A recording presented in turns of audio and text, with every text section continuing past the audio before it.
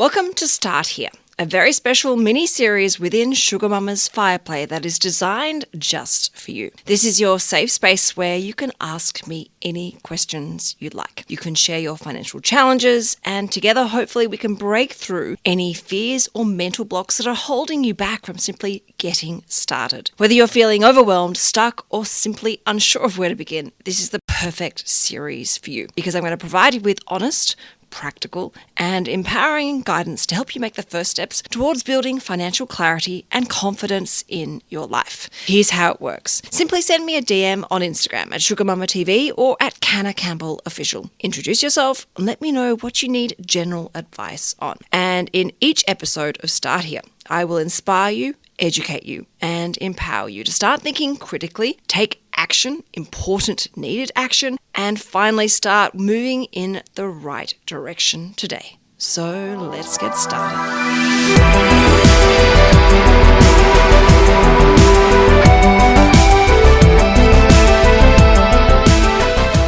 So today's episode is from a listener, and they wrote this DM to me, which I can really relate to, and I think a lot of people will relate to this as well. Hi, Canna. I hope you're well. Thank you for all of your podcast episodes and YouTube content. They've helped me a lot. I'm feeling really lost right now. You see, all my friends are saving up and buying homes to live in. However, for some reason, I feel this isn't right for me. I definitely want to have financial freedom in my life, but I don't want the stress and pressure of having to buy a home and have a large mortgage. What is wrong with me? Am I crazy for not wanting this? Can you please help me build financial freedom without owning property? Would love to hear your general advice. Love, Rebecca. All right, Rebecca, can I just take a moment to say, you are not crazy for not wanting to buy property, and there's absolutely nothing wrong with you. In fact, I actually think you're amazing for going against the grain and doing something different than the herd mentality. And for the record, property is not the only way to build financial freedom. In fact, I actually think there are other more efficient and effective assets to build true, authentic, sustainable, growing financial freedom. So why don't we just have a chat about these ideas now, and you can pick and choose what you like. Now, of course, before I begin, I need to remind everyone that this is definitely not personal advice, investment advice, or strategic advice. I don't know what exactly is going on for Rebecca in her life and, where she stands financially, but what I'm going to share with you definitely is going to allow you to critically look at your financial situation and start putting the wheels in motion that get you on track. And of course, I will always recommend that you go and see a financial planner whenever you feel stuck or need personal strategic advice. So, all right, first of all, as I said, I want to commend you for not following the herd mentality, and I completely get what you're saying. There are a lot of people out there who have the same stance with property, and they get a little bit, deflated and concerned and worried that they don't want to be a part of this trend of, it's property's the be-all and end-all. It's not. And there are valid reasons for not owning property. I mean, the time it takes to save, the cost to get into the market with stamp duty, and then there's the ongoing costs that a lot of people don't talk about. I'm not just talking about the wear and tear of a property, I'm talking about the strata. I'm talking about the interest. I'm talking about special strata levies, council rates, water. These things are really expensive, and when you're renting, you don't have to deal with a lot of those. That doesn't mean you just rent and never bother getting ahead financially. There's lots of things you can do in the meantime, but they just tend to gloss over the ongoing costs that really do eat into your returns. And also, a lot of people don't want the pressure and responsibility of a huge mortgage. I mean, a lot of people are feeling the stress and anxiety and feeling overwhelmed by having these large mortgages, especially off the back of all these interest rate rises. For some people, that stress just simply isn't worth it. And you've got this one big asset. Yes, that's great and wonderful, but it's not actually making you any money unless you're renting it out, of course, which is not what we're talking about here. We're talking about buying a property to live in. And it certainly isn't liquid. You can't sell a quarter of the property or the front door or one bedroom. You have to sell the whole entire asset, which, if it's an investment, it's going to trigger capital gains tax on top of all those other expenses that you incur along the way, and also the costs and the money that you've already sunk, like stamp duty and buying the property in the first place. So I get what you're saying, and they are very valid reasons for you if you feel that property isn't right. But the good news is there are lots of other strategies and tools and even financial products that can help you build financial freedom without actually having to buy property. So let's cover everything that you need to know and understand and start doing to help you get on track with building financial freedom without property. So the first place I recommend that you start is goals. Okay, think about what financial freedom looks like for you. There are 3 sort of key areas, and there's no right or wrong, it's what's best for you. But want financial freedom, you could look at, is this a lump sum amount of money in a savings account? Is it $1 million saved up in cash? Is that your definition of financial freedom? Is that what you would really like? Is that what would make you feel secure? Or perhaps you want to build up a lump sum, a gross or net worth figure, $2 million in investments or $1.5 million in shares or, term deposits or another form or crypto even. Is it a lump sum that you want to get to create your definition or achievement of financial freedom? Or perhaps your goal is very much in alignment with the SugarMamma philosophy, which is about building long-term growing passive income stream, where it's not so much about what the value of the portfolio is worth, but how much it actually pays you. For example, your financial goal might be, okay, well, I want to build passive income stream where my money's working for me, paying me $80,000 a year or $150,000 a year. It doesn't matter what it is, it's what feels right for you. So invest time exploring your goals. And, as the quote goes, money loves definition and clarity. So get really clear about what you want. Just don't say, I want a lump sum. Exactly how much? Or I want passive income. All right. How much passive income do you want per annum? This is really important that you take your time, see what resonates with you, what excites you, what lights you up within. That's the goal to then sink your teeth in and start working on today. And of course, once you've done that, make sure you write it down and write it down somewhere where you can see it every morning and every night. The second step is to do a budget. We need to do a budget so we can understand exactly how much you can afford to start saving to invest. Go through all your living expenses, and if you get stuck, a quick shout out to the SugarMamma Budget and Cash Flow Academy, which are linked in the podcast notes for you. And this is where I can literally hold your hand and do a budget with you and make sure we don't, miss any opportunities to save extra money, which can then obviously be invested, and of course helping make sure that you have a cash flow system in place so that it is easy to stick to your budget and start achieving all of those very exciting goals. But regardless of whether you get me to help you or not, you need to do a budget. You need to understand where your money is going, and if there's any areas in your life that you feel that's out of alignment with what you want, and perhaps, things you can cut or cut down in order to help create extra money. And the thing I want to talk about here with doing a budget is this is not about depriving yourself or, punishing yourself. This is about working out, well, what can we put in place today that actually is going to put your financial freedom into action? How can we get started? That $100 per month that we can start investing, or perhaps it's $500 per month, or even $1,000 or $2,000 per month. You talk about wanting to build financial freedom for yourself, which is brilliant. I'm so excited for you. We need to make sure that we can actually make this happen. And we're going to need to do this by looking at your budget and seeing what you can afford to do. And of course, there are lots of different things as we become more advanced, which I will talk about in just a moment. Now, once you've done your budget, I want you to open up a separate savings account and use this as your account where you put all regular money. Try and automate as much as you possibly can. So once you've worked out, for example, that you can save $600 per month, set up a regular savings plan where that $600 per month goes into that separate savings account so that we can actually have money growing and bubbling away in the background so that when you are ready to invest, guess what? You've got $2,000, $3,000, $4,000, $5,000 ready to go, and you're not having to start from then. So we're going to kind of hit the ground running here. I also want to point out it is really important that you have emergency money as well. I would never recommend someone jump into investing without emergency money, because your share portfolio or your investment portfolio is not emergency money. They're completely separate. Anything you invest is for your long-term financial freedom and independence. So you do need to have a separate savings account purely for emergencies. And the way you work out what is the right amount of emergency money is looking at your financial situation, looking at the risks, looking at the safety nets you've got, what insurance policies you've already got in place. Things like how much annual leave and sick leave do you have accumulated? What other responsibilities do you have in your life? What does your lifestyle look like? What does your health look like? Those sorts of things will really help you work out exactly how much emergency money you need. And please keep that away from this special saving to invest account. One last point I want to say with this budget is, and this automated savings plan, try and make sure that you prioritize that regular saving to invest plan so that the moment you get paid, that $600 or whatever figure it might be comes out within a day or two of you getting paid. Because if you try and think, okay, well, I'll just invest whatever is left over at the end of my pay cycle, I'm going to pretty much guarantee there's barely anything left because you're putting the goal really far down the list, which of course, there's always going to be excuses and opportunities and temptation to spend that money. So make sure that that automated savings plan comes out as soon as you get paid. The next step is you've got to educate yourself. So if you love the SugarMamma philosophy, which is, I said, it's about building long-term growing passive income, amazing. Welcome to the club.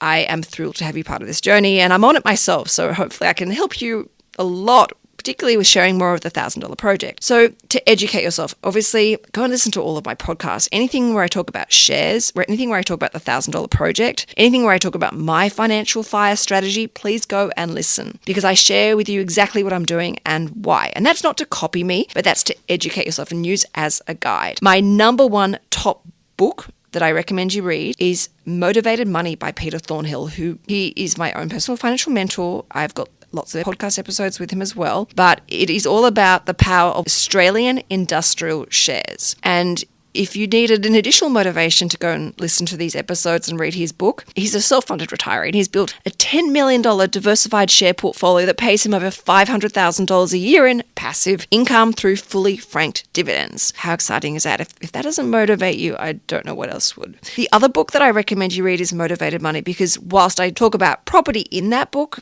and how to get into property, I talk about so many other things, including superannuation and it protecting your assets, as well as how to manage your cash flow and, how to set goals and also how to clear any money blocks in your life. It's a really great, wide approach to investing and getting great with your money. And then the other book I recommend is The $1,000 Project if you want to start investing in shares. So, there are lots of books out there. Anything about passive income investing and dividend investing books, and there's thousands of them out there. They're also a really great guide, to read to help build up your own level of education. But there would be, Motivated Money is my number one top pick for you. If you like the sound of a share portfolio and that you don't have to worry about stamp duty, you don't have to worry about the ongoing costs of shares, you're not going to have to chip in, to your share portfolio. Anytime you chip in is when you buy more shares. Of course, you'll learn about the power of franking credits. After you've educated yourself, I'm then going to recommend you do a risk profile. Now, the reason why I've recommended that you do a risk profile after educating yourself is because you will find that you will actually come at it with a more informed risk profile. If I was to give you a risk profile today, you'll probably come out as a far more conservative investor than what you would do if you were educated. For example, you would, do a risk profile, and I'll recommend a risk profile in a second, but you would do a risk profile, maybe come out as conservative or balanced. But then if you've educated yourself and you understand about how to make smart, intelligent decisions with your money and how to actually manage risk in a proactive way, you'll probably come out as maybe being a growth investor or even perhaps a high growth investor. So educate yourself before you go and do a risk profile. And if you want a good risk profile, there are thousands of them, which are all free online. But one of my favorites is the Vanguard risk profile, which is, I believe, now around about 11 questions. And it probably takes you about 10 minutes to complete. The questions don't lead you to answer in a certain way, maybe aggressive way or a conservative way. They're very factual. They're very sort of written in a very neutral manner. So the results will be really interesting. And then at the end of the risk profile, after it's calculated for you, it actually gives you a breakdown as to what your investment portfolio should look like. For example, should it be 40% Australian shares and 30% international and 10% property and a mixture of fixed interests? Or should it be 20% cash, 30% Australian shares, 40% international shares? It will actually break it down. You can use that as a great guide to start thinking about how you want to invest your money and what works for you. And not that this is advice, but just to share with you, I would say probably about 90% of my portfolio outside of super is Australian shares.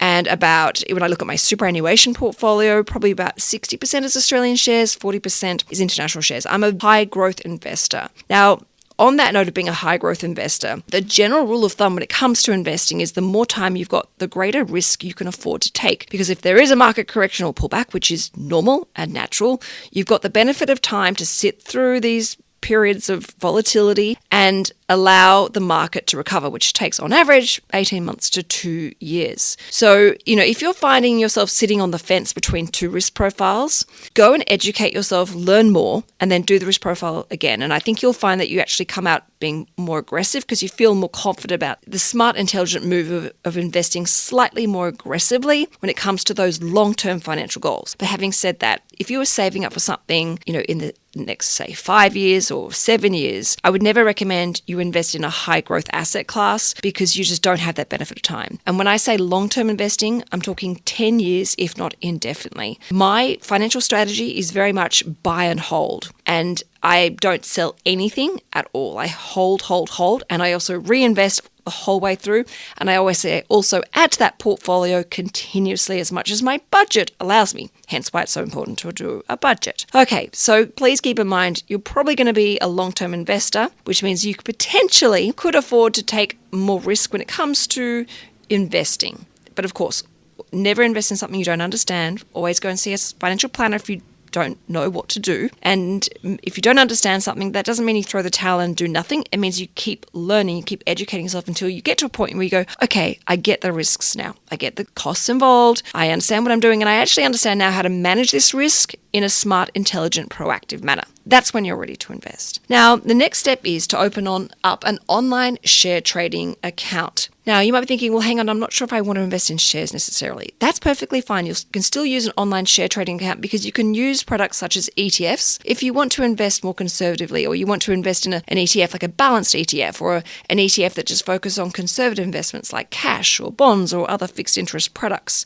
You can still use an online share trading account. And if you're wondering which online share trading account I recommend, well, I can't. I'm a financial planner. I can't go and give you, say which one I recommend because I don't know your needs. That would be product advice, which would get me into a lot of trouble. But what I can suggest is you think about what's important to you, do your own research. And there are lots of different online share trading accounts, but the key things I'd be looking for are ones that are easy to use, ones that have a great, customer service where if something goes wrong, you can call them directly, one that gives you great free independent research. Obviously, the brokerage is fair and reasonable. And for the record, don't necessarily go with the cheapest brokerage because that can actually come back to bite you because they're making a profit in the buy-sell spread. And one that gives you tax tools, and one that gives you the option, if you want further down the track, to wealth building tools like a margin loan facility, should you wish further down the track. So not that this is advice, but if you're looking at ones to go and research, the $1,000 project portfolio is currently with CMC.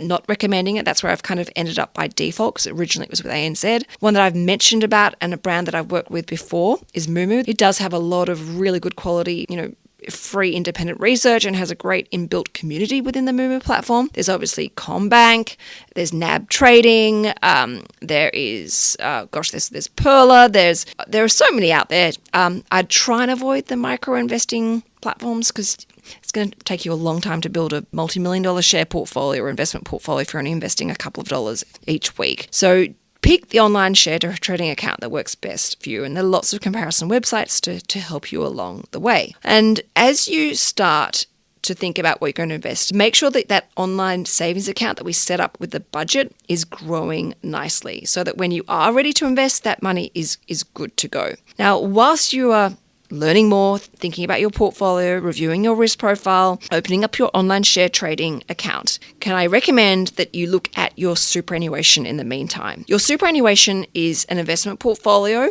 It's just simply locked away for our long-term benefit because government knows we'll spend it if we can access it, we'll blow it. And so they've taken away that danger, that risk, even that temptation. But it is your money. And it is your investment. So you want to make sure that your superannuation money is working for you. You're not wasting money on unnecessary fees. The money is properly invested, making the most of long-term capital growth and income opportunities. And you're also thinking about how much money do you really need in your superannuation and how much do you want to retire on? So this is where you need to pay attention to your super. Have a look at where it is. Where is it invested? How much have you got? I would then think about, because you've mentioned financial freedom is really important for you, is think about, okay, well, what age do you want to retire out at? And how much income do you want to have? I know you most likely young, in your 20s perhaps, or in your 30s, but you still need to pay attention to your super. Your super is going to be one of the biggest assets, financial assets that you will ever own.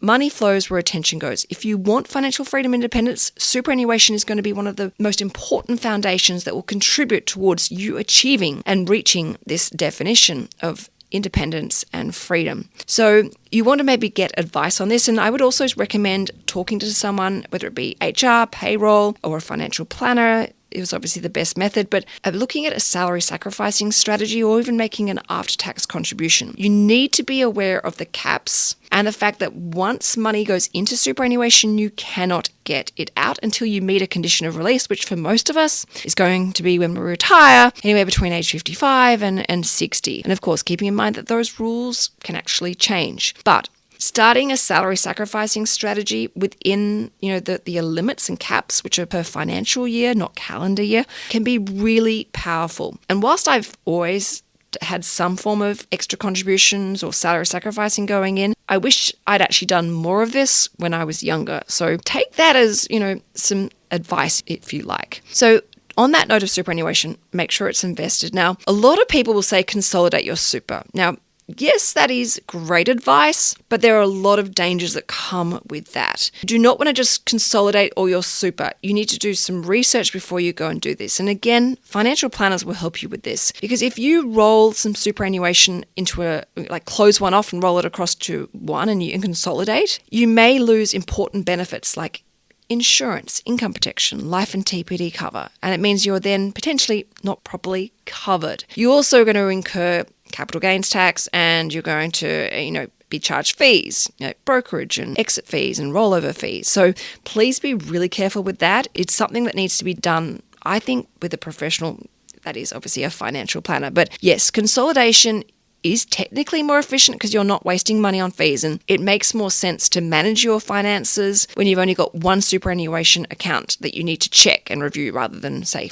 4 or 5 or 6 or 7. And yes, I have one superannuation account. I've had the same one for about 17 years, if not longer, I think. I took it up when I was in my early 20s. Actually, no, I've had it for over 20 years. And I have zero intention of changing it because I don't want to trigger capital gains tax, and it just works for me and my goals. So you need to pay attention to your super. It's an important part of that goal of financial freedom. The next step is to protect yourself. Protect your wealth. This is where the important conversation of income protection, trauma cover, life and TPD cover. And yes, some of these policies can be owned and paid for via your superannuation account. But of course, that does impact that portfolio of yours in your super because the fees are being paid out of that rather than your back pocket. But for people who are on a tight budget or have got an aggressive savings plan or investment plan in place, but where things are tight, they prefer that their superannuation owns and pays for these policies because it means that they can have these policies in place, and it means that they can afford to keep them in place as well. So look at what would happen to you if you got sick or couldn't work. Yes, you might have,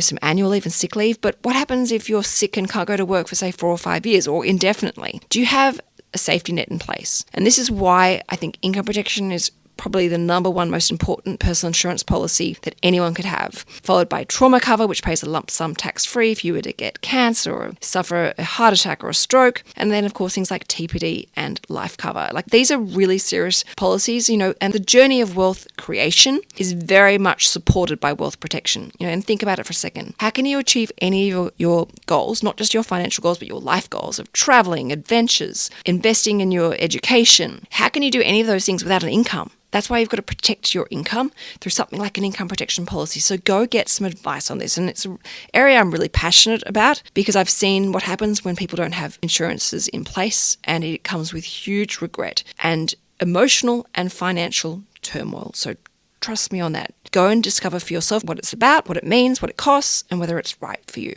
And then finally, if you want to build financial freedom and independence in your life and property is not your thing, promise me you will make sure you invest. Replace your savings with investing. Savings are very important, but it's only going to get you so far. If you're looking at long-term, sustainable, growing financial freedom, you've got to be an investor. So that means looking at your goals on a regular basis. For example, if I look at the SugarMamma philosophy about long-term growing passive income, track and review what you're doing. Say if you've built up $100,000, say in shares, for example, and it's yielding 5%, that's $5,000 a year. Think about what that is as a percentage against your goal. Are you 5% of the way? Are you 10% of the way? And don't be afraid to adjust and tweak your goals as time goes by. That is perfectly normal and natural. And don't forget to continue on educating yourself. Your financial journey is not just a huge amount of work up front and then set and forget and walk away and go fishing. Gosh, no. Even myself as a financial planner and an investor and someone who's passionate about, helping people, I'm continuously educating myself. And also the rules change, the caps change, the limits change, opportunities come about, opportunities disappear. There's different market conditions. You need to keep your finger on the pulse and be aware of what's going on. That doesn't mean you become a day trader and you become obsessed and this becomes your full-time job. No, just make sure you continuously feed yourself with independent, wise, sensible financial advice and things like this podcast and reading books and attending events and seminars and, watching videos on YouTube. There's so much free information out there to make it really easy, but also really inspiring to continue on building on your financial knowledge. And then, of course, never stop tracking, that passive income and never stop applying what you're learning in your life. So I touched on something called a margin loan a second ago, and this is not advice to go and take out a margin loan, but it comes into quite a timely point because I'm talking about educating yourself. Educate yourself around building wealth and all the different opportunities and strategies and ideas, but also the tools. If you, for example, decide you want to build an investment portfolio and say, for example, it's shares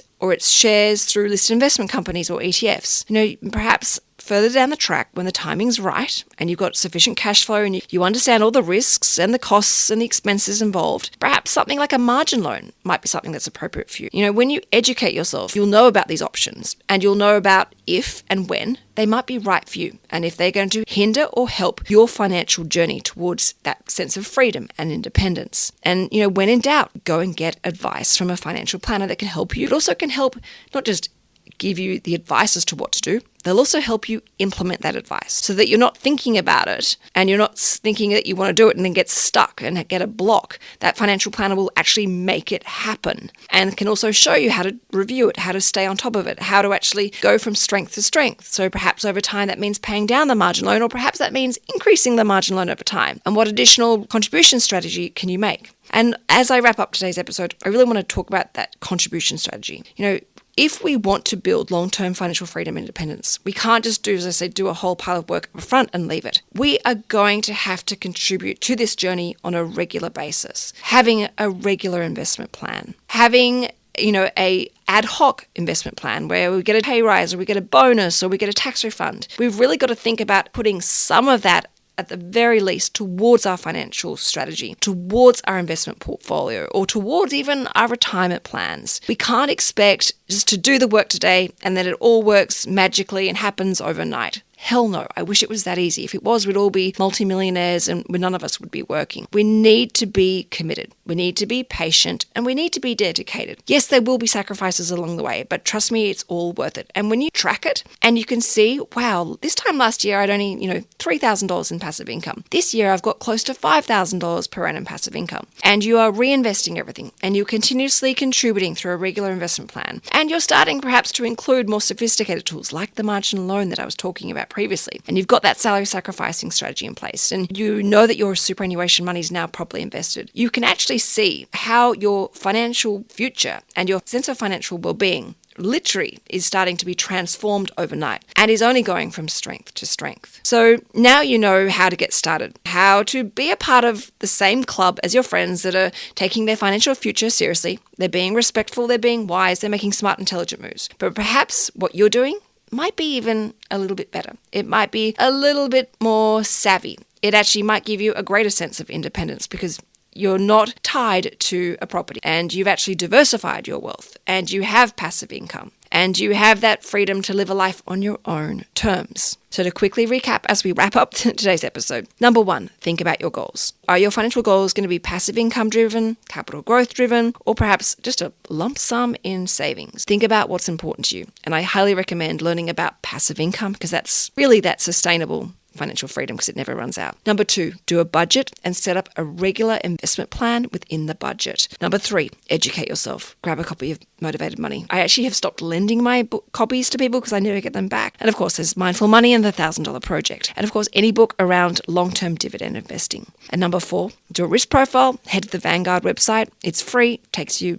a couple of minutes. It's easy to do. And you'll be interested to see what it tells you to use as a guide to invest. Number 5, open up an online share trading account if that's where you see yourself going. And of course, an online share trading account doesn't necessarily mean just shares. It can include, conservative investments through ETFs and of course, listed investment companies. Number 6, fix your superannuation. Get advice if needed. Learn about salary sacrificing. Learn about adding extra contributions. Think about what your retirement goals are. What do you need in superannuation to be able to retire on, say, $100,000 a year or $80,000 a year or $200,000 a year? Know your numbers so you can start building goals and add those goals as you go by. And of course, protect your wealth, protect your financial future, protect your financial well-being. Please go and speak to someone about income protection, trauma cover, life and TPD. Even if you just learn about it and decide, you know what, that's not for me, I don't want that, well, that's fine, but at least you're aware of it and you know about it. And I think if you look at the stats, once you've done this, you'll go, actually, I really do need to have this type of protection in my life. And that's when speaking to a financial planner and seeing maybe if you can